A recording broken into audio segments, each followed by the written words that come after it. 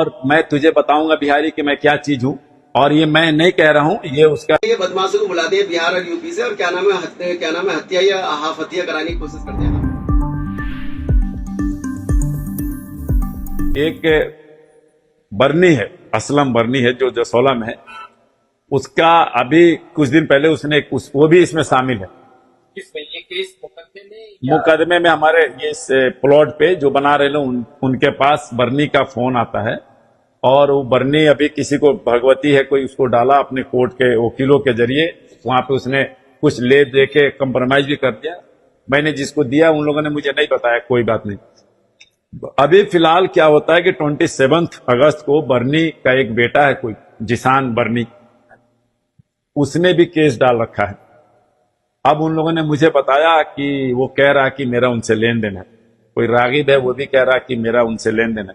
तो मैं उन लोगों को बात करने की कोशिश किया, उन लोगों ने नहीं बात किया। जिसान का नंबर मिला तब मैं उसको कल फोन किया। मैं फोन करके बोला भाई मेरा तुम्हारा क्या लेना देना, क्या मतलब है? तो बोला मैं जिसान नहीं, मैं उसका बाप बोल रहा हूँ। मैं कौन? तो बोला मैं असलम बरनी, अमन चैनल से।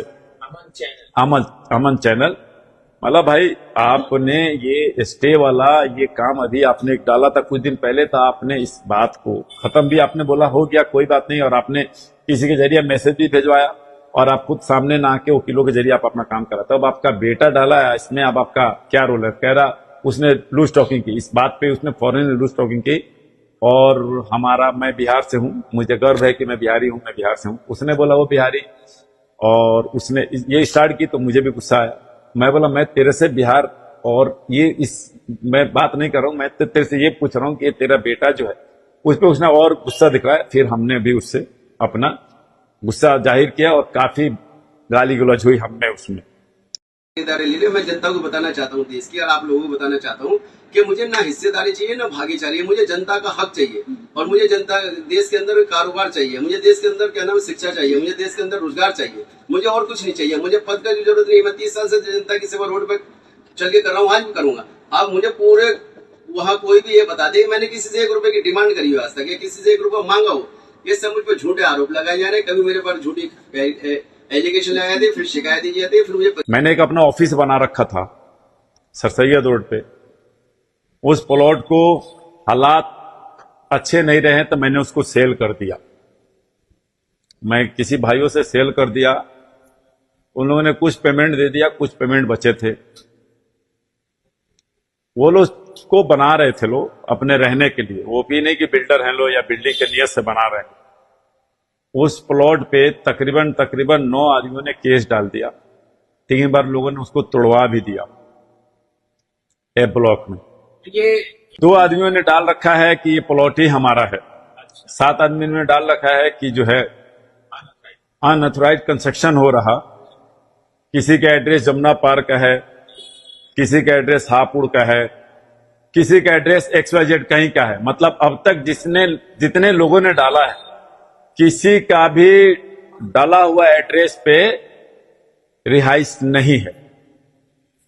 मैं ये पूछना चाहता हूं ओखला के लोगों से या MCD से या अपने इस देश के कोर्ट से, चाहे वो सेशन हो या हाई कोर्ट हो, क्या कोई भी मुंह उठा के चला जाए किसी की भी प्रॉपर्टी पे? अगर कोई अपना घर आशियाना बनाता हो, अपने बच्चों के रहने के लिए कोई काम कराता हो, घर बनाता हो, अगर उसको कोई भी हाई कोर्ट में जाके, जिसका दूर तक कोई मामलात नहीं है, वो आदमी अगर उस पर केस डाके फाइल करता है, कोर्ट कैसे इस चीज को एक्सेप्ट करती है?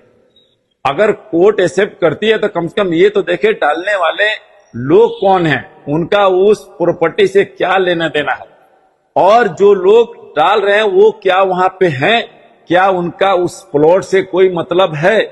ये तकरीबन सिलसिला 10 सालों से 15 सालों से ओखला में चल रहा, पहले ये नहीं था। अल्हम्दुलिल्लाह जानकारी दे देता हूँ, क्योंकि उन्होंने एक जिक्र और भी किया है कि मैंने रिट लगाई है। मैंने कोई ऐसी रिट या PIL नहीं लगाई है। एक्चुअली हमारा 30 साल से अखबार चल रहा है। 30 साल के अखबार चलते हुए हमने सदा देश की और जनता की सेवा की है आज तक, और हमने जितनी भी रिट और PIL लगाई है अभी तक हाई कोर्ट में, क्योंकि उसको लगाने का रीजन ये होता है क्योंकि हम सबसे पहले अखबार में छापते हैं, न्यूज चलाते हैं, उसके बाद में RTI लगाते हैं। जब RTI से जवाब सही आ जाता है तब उसको, जब शासन प्रशासन हमारी बात नहीं सुनती तो हम उसको लेकर के फिर हाई कोर्ट जाते हैं। और जितनी भी हमने रिट PIL लगाई है अब तक, वो अभी तक हमारे सारे फेवर में गई है, सारे हमारे फेवर में जजमेंट गई है, सारे हमारे फेवर में ऑर्डर, किसी बात को लेकर छोड़ रहे हैं, क्योंकि ये लोग घुसपैठियों को पनाह देने वाले हैं, क्रिमिनल वैक्सिटी के, और क्या नाम है, जमुना के किनारे को कब्जा करके ये वहां पे बिल्डिंगें बनाते हैं, वो मैंने रुकवाई। तो एक जानकारी और दे देता हूँ, जिस दिन से अमन न्यूज अखबार क्या नाम है, अमन न्यूज और हम ओखला में पहुंचे, आज तक का रिकॉर्ड है, कोई भी वहां पर ये नहीं बता सकता कि कोई गरीब आदमी को सताया गया हो या किसी ने कब्जा किया। हमने सबसे पहले वहां के कब्जे रुकवाए, उनमें से एक ये है जो कब्जाधारी है। ये आएगा जो ये प्रॉपर्टी का जिक्र कर रहा है, मैं सबसे पहले तो खुलासा बता दूं कि वो प्रॉपर्टी एक्चुअली इसकी तो है ही नहीं। वो प्रॉपर्टी है मिस्टर क्या नाम है, नरेश कुमार यादव। ये नरेश कुमार यादव की दिल्ली हाईकोर्ट में ये मामला चल रहा है, और इसकी मैं आपको जानकारी एक भी दे देता हूँ। ये इन्होंने इस पर कब्जा किया है, जहां तक मुझे कागजों से जानकारी मिली है। ये प्रिंट आउट में आपको सबको दे दूंगा। और उसके बाद में मैंने इस पे भी यकीन नहीं किया, फिर मैं अंदर गया एसडीएम ऑफिसर डीएम के यहाँ, तो वहां मुझे पता पड़ा कि खसरा खतौनी भी उसी के नाम है। ये खसरा खतौनी है जहाँ पे मालिक का हक होता है, जो मालिक होता है। एक्चुअली क्या है कि ये कुछ लोग इकट्ठे होकर के ये इधर उत्तर प्रदेश और बिहार से आ जाते हैं, जो वहाँ पे बेरोजगार है, क्योंकि हमारे देश में रोजगार की तो बहुत कमी होती जा रही है।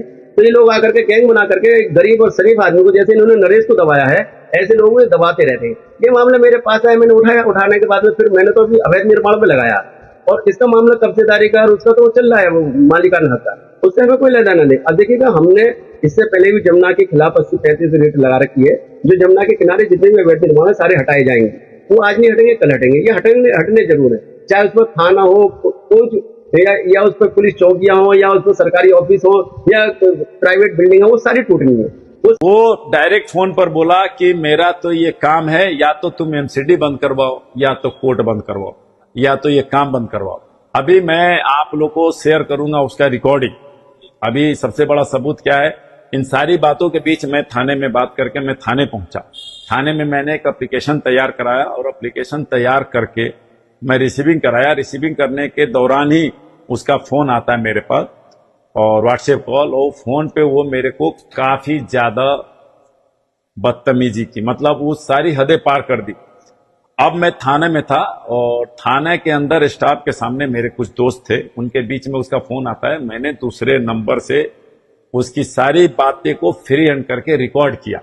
अब मैंने इसलिए उसके साथ लूज टॉकिंग, उसके साथ मैंने बदतमीजी इसलिए नहीं की कि मैं, उसको नहीं पता था, वो अपना जितना भी गुस्सा जाहिर करना था, गालियां देना था, यहां तक कि हमारे जिससे कोई मतलब नहीं, हमारे उखले एमएलए अमनतुल्लाह खान साहब से उसका कोई लेना देना नहीं, कोई मतलब नहीं, ना इस प्लॉट में है ना उनसे कोई मतलब। उनको भी उसने 3-4 बार रिपीट की, उन्हें काफी गालियां दी, मेरे को बिहारी बिहारी बोल के काफी ज्यादा की। अब उस बेवकूफ को यह नहीं पता था कि मैं हर ईंट का जवाब पत्थर से देने की मेरे अंदर हिम्मत है, मैं बताना चाहता हूं, चाहे सोशल मीडिया के वजह से। लेकिन हालात को, वक्त को देखते हुए मैं उसकी सारी बातों को सुन के ऑन द रिकॉर्ड मैं आज गया था कंप्लेंट करने के लिए, क्योंकि वो गैंग भी चलाता है।